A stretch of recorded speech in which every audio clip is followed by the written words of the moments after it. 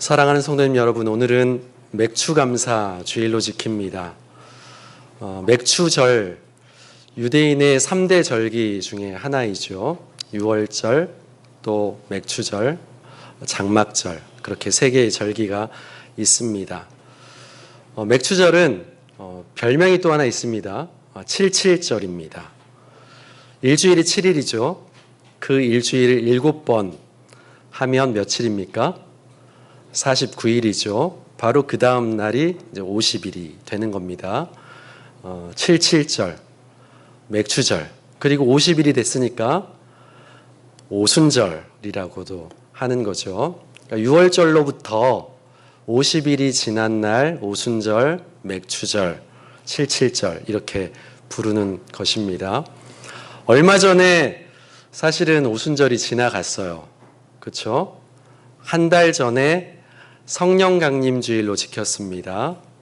성령강림절 후 4번째 주일입니다. 오늘은. 그럼 좀 이상하다 생각이 안 드시나요? 분명히 맥추절과 오순절은 6월절로부터 50일이 지난 날이니까 같은 날이 돼야 되는 거잖아요.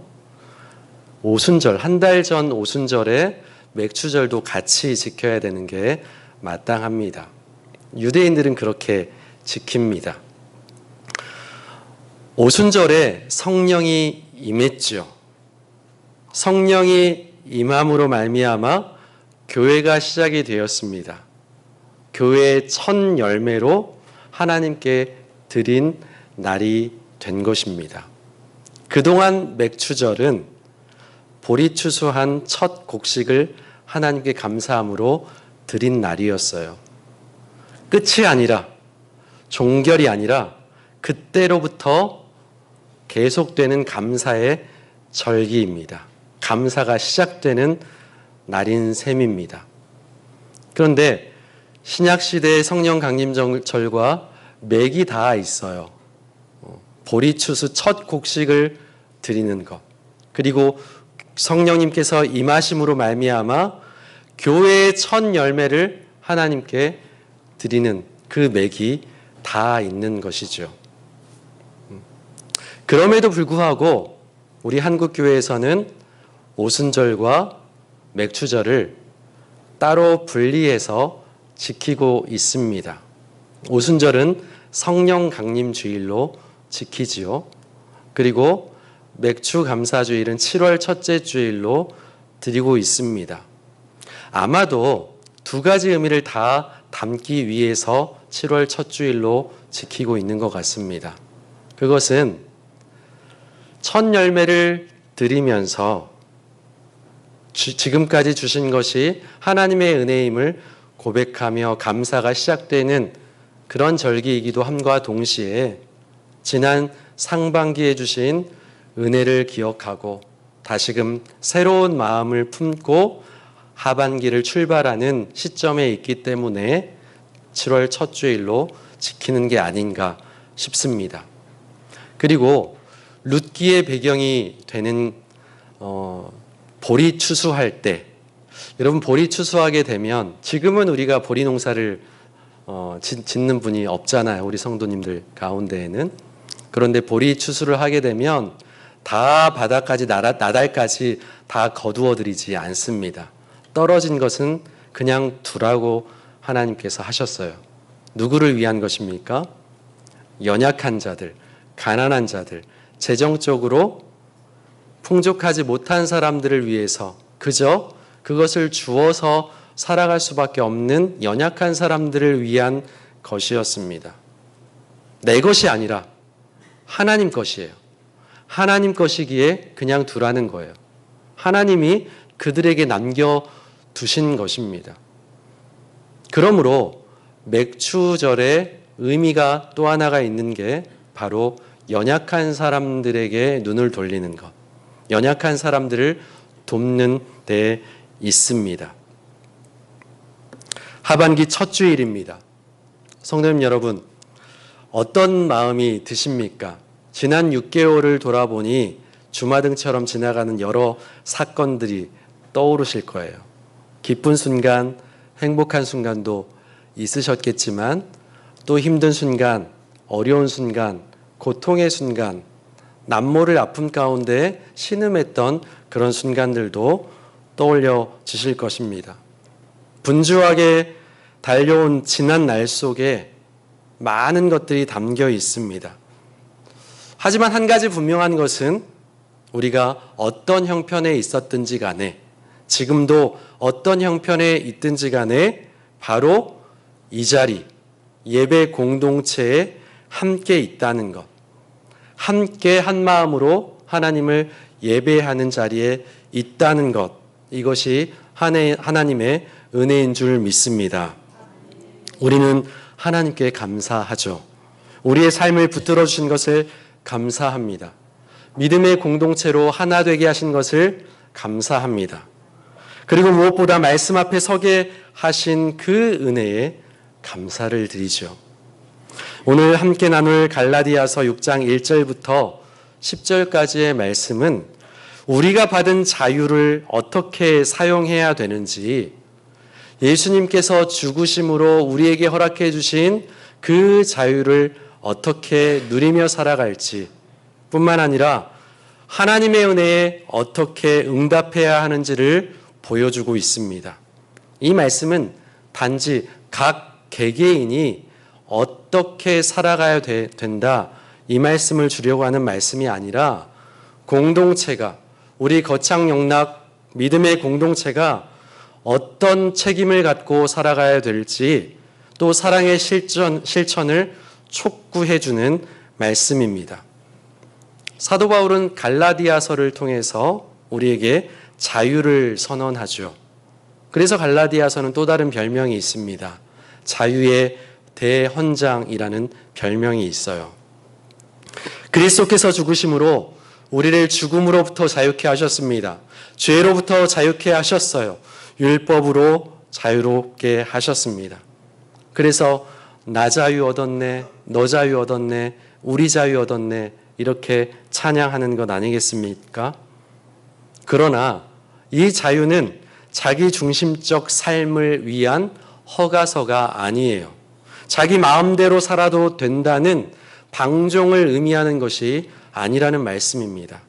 그리스도께서 주신 자유를 육체의 욕망을 채우고자 하는 기회로 삼지 말라고 하세요.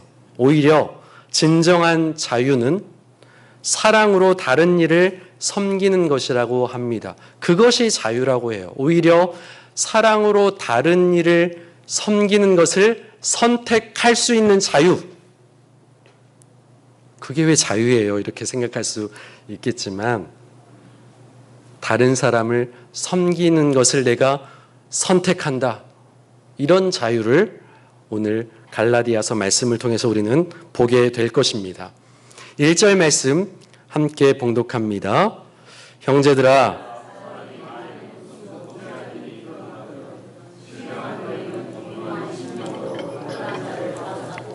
너 자신을 살펴보아 너도 시험을 받을까 두려워하라.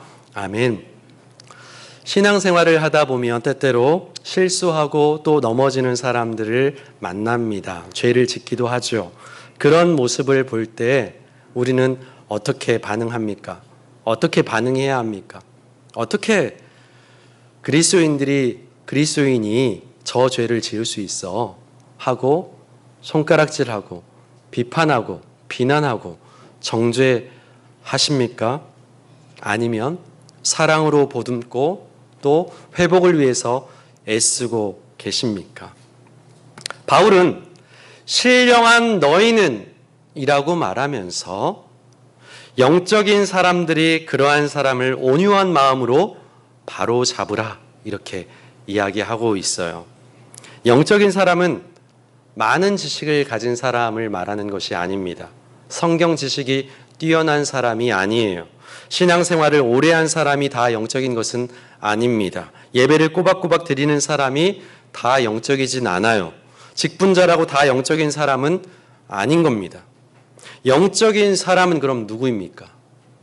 성령 안에서 겸손하게 자기를 돌아볼 줄 알고, 말씀 속에서 나를 바라보고 다른 이의 연약함을 드러내는 것이 아니라 사랑으로 품고 또 도와주는 사람이 영적인 사람입니다.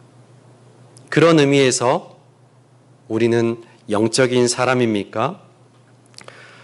낙담시키고자 또 주저앉히고자 하는 정죄나 판단이 아니라 일어나 걸으라.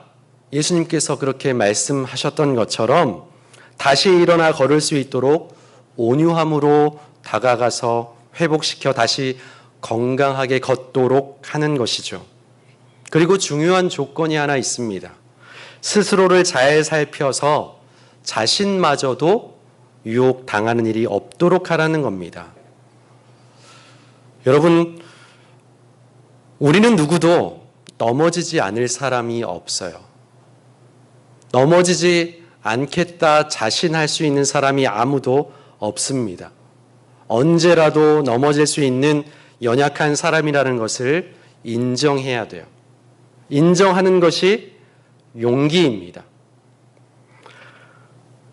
그러므로 남을 정죄하는 자는 나는 절대 그럴 사람이 아니야. 이런 태도가 있기 때문에 스스로를 속이는 것이 되는 것이죠. 워낙 지금 말씀 듣는데 집중하고 계셔서 전화가 오는 것을 지금 못 알아채시는 분이 있는 것 같아요. 계속 신동이 막 울리고 있습니다. 네, 한번 살펴보세요. 누가 급하게 찾는 것 같습니다. 공동체는 서로 감싸고 붙들어 주어야 돼요. 이것이 진정한 건강한 교회입니다. 그리고 성령의 공동체입니다. 우리 공동체가 이런 믿음의 공동체, 성령 안에 하나가 되는 공동체 되기를 소망합니다. 2절은 이렇게 이야기합니다. 너희가 짐을 서로 지라 그리하여 그리스도의 법을 성취하라. 여기서 짐은 무엇입니까?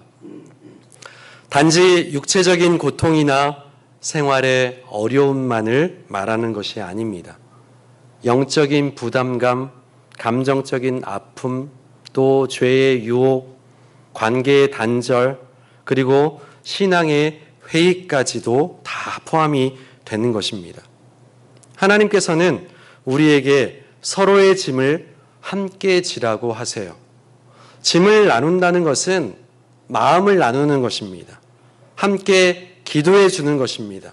함께 아파해 주는 것입니다. 그리고 함께 울어주는 것을 말합니다. 우리 노회 안에 합천시찰 흰돌교회 허임훈 사모님께서 2달 전에 뇌출혈로 쓰러지셨습니다. 죽음의 고비를 넘기고 큰 수술을 2번이나 받으셨습니다. 엊그저께 퇴원을 하셨어요. 너무나도 기적적인 하나님의 인도하심이었습니다. 2달 동안 집을 비워놓으니까 목사님 살림을 전혀 이제 못하신 목사님이더라고요. 전자레인지도 잘 못 돌리시고 그러셔서 잘 챙겨 드시지도 못하고 집도 엉망이었습니다.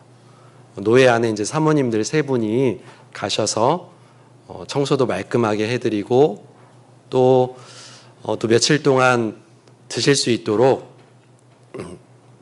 음식도 이렇게 준비를 해드리고 왔다고 해요.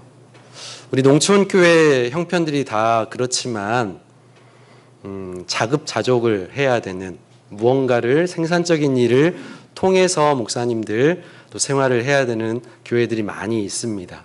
이 흰돌교회도 마찬가지예요. 그래서 닭을 많이 키워서 생산되는 그 달걀을 판매하는 수익금으로 생활을 하십니다. 이제 그 소식을 듣고 저희가 매번 그 달걀을 비싸서 이용할 수는 없지만 5 식구니까 감당이 안 되잖아요. 한 달에 한 판이라도 거기서 이용을 해야 되겠다. 아내와 그렇게 이야기를 나눴습니다. 병원비가 천문학적인 금액이 나왔습니다. 5천만 원이나 나왔습니다. 그래서 여기저기서 또 도움의 손길이 이어지고 있습니다. 하나님께서 분명히 채워주시고 함께해 주실 줄로 믿습니다. 이 일에 우리 공동체가 외면하지 않기를 바랍니다. 바울은 이어서 말합니다. 저마다 자기가 하는 일을 검증해 보시기 바랍니다. 저마다 자기 몫의 짐을 짊어져야 할 테니까요.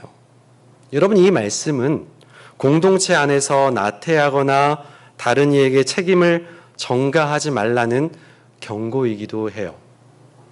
짐은 나누어지되 자기 몫은 감당하라는 것입니다.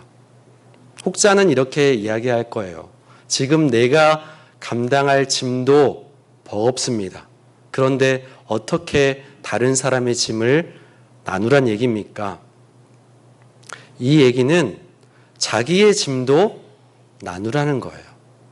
내가 짊어지고 있을 때는 너무나도 감당하기 어려운, 해결할 수 없는 무거운 짐입니다. 그런데 이것을 나누면 가벼워지는 거예요. 그렇게 되면 내 안에 여유가 생겨요. 다른 사람들이 눈에 들어옵니다. 연약한 지체들이 보입니다. 다른 지체들의 짐도 나눌 수 있게 되는 거예요.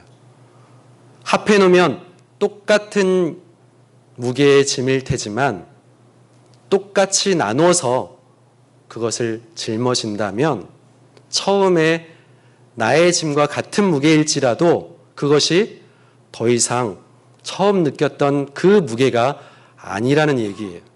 이것이 하나님 나라의 법칙입니다. 우리 교회는 어떤 공동체입니까? 각자의 짐을 혼자 지고 힘들어하는 지체는 없는지, 누군가 눈물을 흘리고 있을 때 외면하고 있지는 않은지 돌아보십시다. 무엇보다 우리 공동체가 함께 주님께로, 함께 나눈 짐을 지고 주님께로 나아가십시다. 수고하고 무거운 짐진 자들아, 다 내게로 오라. 내가 너희를 쉬게 하리라. 나의 멍에를 메고 내게 배우라. 내 멍에는 쉽고 내 짐은 가볍다고 예수님께서 말씀하셨어요. 우리는 짐을 나누어 줘야 합니다. 우리 거창영락교회에서 주일 예배가 제일 중요한 공동체 모임입니다. 두 번째로 제일 중요한 모임은 목장 모임입니다. 목장 모임을 우습게 여기지 마십시오. 목장 모임을 가벼이 여기지 마시기 바랍니다. 크게 세 가지 나눔이 있잖아요. 훈계의 시간, 설교의 시간, 이 시간이 아니라 짐을 나누는 시간입니다. 첫 번째는 한 주간의 삶을 나누죠. 그냥 어떻게 살았는지 가십거리처럼 이야기하는 시간이 아니에요. 아이스 브레이킹 차원에서 삶을 나누라는 게 아닙니다. 매일매일 주시는 말씀들, 그 적용을 왜 카톡방에 올려드립니까? 그것은 새벽 기도에 나오셔서 말씀을 들으면 좋겠지만 그렇지 못한 성도님들을 위해서 보시고 또 적용을 찾아서 그 말씀 가운데 내 삶의 방향을 어떻게 결정하고 어떻게 뜻을 두며 살아가야 될지 그 말씀을 붙들고 하루를 살아가도록 권면하기 위해서 드리는 것이죠. 그래서 오늘 이 말씀 붙들고 살았더니 이런 은혜가 있었고 또 이런 회복이 있었고 또 말씀을 붙잡고 살아야 되는데 넘어져서 힘들었고 이런 얘기들을 나누는 시간이에요. 일주일 내내 시간을 말할 수 없으니까 나는 수요일에 주셨던 말씀, 물론 개개인이 따로 보는 말씀이 있을 수 있지만 가급적 우리가 공통으로 보는 말씀을 가지고 나누는 것입니다. 그리고 주일 예배를 통해서 주셨던 말씀의 깨달음이 있죠. 세 가지 질문을 통해서 나에게 주신 적용점을 찾아서 나누는 것입니다. 나에게 적용하는 거예요. 다른 사람을 적용하라고 하는 게 아니고 나는 이렇게 적용해 봤습니다. 이렇게 실천해 보겠습니다. 이렇게 나누는 것입니다. 그러면 내가 미처 생각지 못했던 것들을 다른 사람의 나눔 속에서 또 결단하게 되고 또 도전이 되는 거죠. 미처 생각지 못했는데. 그리고 마지막으로 기도 제목을 나눕니다. 한 주간 세상 가운데 나아가게 될 때인데 이런 어려움 가운데 기도해 주십시오. 이런 형편 속에 있는데 잘 결정할 수 있도록, 잘 돌파할 수 있도록 기도해 주십시오. 그렇게 나누는 거예요. 짐을 서로 나누는 겁니다. 우리 선거 때 후보 토론회가 있잖아요. 그러면 이렇게 물리적으로 시간을 재가지고 다 정확히 땡 하잖아요. 우리가 그렇게 하지는 못할지라도 가급적이면 한 사람이 일정한 시간을 나눌 수 있도록 다른 사람들에게도 배려를 할 수 있도록 해주시면 좋겠어요. 한 사람은 타임키퍼가 좀 되어주시면 좋겠습니다. 그래서 12명이라고 한다면 5분 동안 이야기할 수 있는 거예요. 한 사람이. 네. 그러면 이제 할 얘기가 많으면 1시간으로 부족하게 되는 거죠. 네. 그래서 이 나눔의 시간을 통해서 짐을 나눠지고 또 서로 하나 되고 회복되는 우리 공동체 될 수 있기를 바랍니다. 바울은 6절부터 우리의 삶을 씨 뿌리는 자로 묘사해요. 7절 말씀입니다. 새한글 성경으로 제가 봉독합니다. 여러분은 속아서 헤매지 마십시오. 하나님은 비웃음 당하는 분이 아니십니다. 사람이 무엇을 씨로 뿌리든지 또한 그것을 거두어 드릴 테니까요. 인생은 심는 것입니다. 우리의 말을, 태도를 심습니다. 생각과 행동 하나하나를 심습니다. 다 씨앗이에요. 그리고 반드시 거두는 날이 있습니다. 내가 말한 것이 그냥 사라지는 게 아니에요. 반드시 결과로 돌아와요. 이 땅에서의 결과일 수도 있고 영원의 날일 수도 있습니다. 사도 바울은 두 가지 씨앗을 대비하죠. 육체를 따라 심는 자, 성령을 따라 심는 자로 대비합니다. 육체와 성령은 모두 우리 인생을 심는 밭입니다. 육체를 따라 심는 자는 자기 이익을 심어요. 쾌락을 심어요. 욕망을 따라 살아가는 삶을 심습니다. 결국 무엇을 거두겠습니까? 썩어지는 것을 거두지 않겠습니까? 그러나 성령을 따라 심는 자는 하나님의 뜻을 심어요. 하나님의 마음을 심습니다. 사랑을 심어요. 진리를 따라 살아가는 삶을 심게 됩니다. 그러면 무엇을 거두겠습니까? 영원한 생명을 거두는 거예요. 콩 심은 데 콩나지 콩 심은 데 팥나지 않습니다. 성령으로 심으면 성령으로 거두게 하세요. 육체의 소욕으로 심고 싶은데 우리는 때로 이것도 거두고 이것도 거두고 싶은 우를 범하고 있지는 않습니까? 우리는 지금 어디에 심고 있습니까? 우리의 시간, 에너지, 물질, 마음은 무엇을 위해 쓰고 계십니까? 이 말씀은 왜 그렇게 심지 않았냐? 경고의 말씀이 아니에요. 이렇게 심읍시다. 성령 안에서 심읍시다. 초청의 말씀입니다. 영원한 것을 위해 심고 그것을 거두라는 초청의 말씀입니다. 이 주님의 초청의 말씀에 모두가 응답할 수 있기를 바랍니다. 하나님의 부르심을 따라 사랑을 심고 섬김의 씨앗을 뿌리다 보면 왜 나만 이렇게 수고하고 있는 것 같지? 지칠 때가 있죠. 반응도 안 옵니다. 한 영혼을 위해서 애쓰고 수고하고 했는데 계속 그냥 밑 빠진 독에 물 붓는 것과 같은 그런 느낌도 듭니다. 왜 이런 손해보는 짓을 계속해야 되지? 고단하고 외로울 때가 있습니다. 하지만 사도 바울은 우리를 격려합니다. 우리는 좋은 일을 하다가 실망하지 마십시다. 지쳐 쓰러지지 않으면 적절한 시기에 거두어 드릴 테니까요. 하나님은 우리의 모든 수고를 기억하십니다. 무심코 행한 작은 친절, 위로의 말 한마디, 헌신의 손길, 하나님께서 절대 잊지 않으십니다. 하나님의 때는 우리가 생각하는 것보다 더 정확하고 더 아름답게 거두게 하실 줄로 믿습니다. 이 말씀이 오늘 여러분에게 위로가 되기를 바랍니다. 지치지 말고 낙심하지 말고 계속 심으십시오. 무엇을 심느냐가 중요한 것입니다. 하나님의 계절이 오면 반드시 열매를 거두게 하실 것입니다. 그리고 마지막 10절 말씀은 이렇게 말씀합니다. 그러므로 우리에게 기회가 있는 대로 모든 사람들한테, 특별히 믿음의 식구들한테 선한 일을 합시다. 기회가 있는 대로 합시다 이야기합니다. 그렇다면 선을 행할 수 있는 시간이 늘 항상 보장이 된다는 말씀입니까? 아니에요. 기회가 있다는 거예요. 기회가 있을 때 하라는 얘기입니다. 때로는 우리는 지금 못합니다. 내일 할게요. 지금 내 코가 석자입니다. 다음에 할게요. 다음에 되면, 이게 채워지면, 이렇게 우리는 단서를 달죠. 그런데 기회가 있을 때 그것을 붙잡으라 주님은 말씀하세요. 지금이라고 말씀합니다. 특별히 믿음의 식구들에게 하라고 하십니다. 우리 믿음의 공동체를 한번 돌아보세요. 나만 집중하지 마시고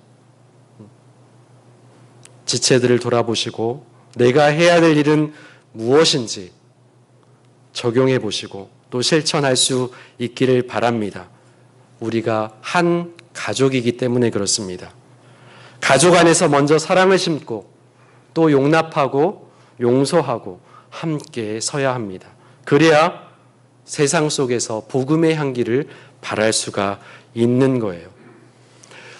우리는 인생을 농사에 비유를 하죠. 내가 할 수 있는 것은 최선을 다해서 합니다. 그런데 내가 어찌할 수 없는 부분도 있습니다. 그것이 날씨가 많은 부분을 차지하죠. 그래서 하나님의 은혜를 구할 수밖에 없습니다. 우리의 최선과 하나님의 은혜가 만났을 때 그때 하나님의 기적을 우리는 경험하게 되는 겁니다. 하나님의 역사가 나타나는 거예요. 그건 역시 또한 하나님의 은혜입니다. 하나님의 은혜를 우리의 삶의 자리에서 경험할 수 있게 되기를 소망합니다. 사랑하는 성도님 여러분, 오늘은 하나님께서 우리에게 베풀어 주신 은혜를 기억하며 감사하는 날입니다. 우리는 그렇지만 감사가 종결되는 것이 아니라 계속 범사에 항상 해야 될 뿐만 아니라 지금부터 감사가 시작되는 절기이기도 합니다.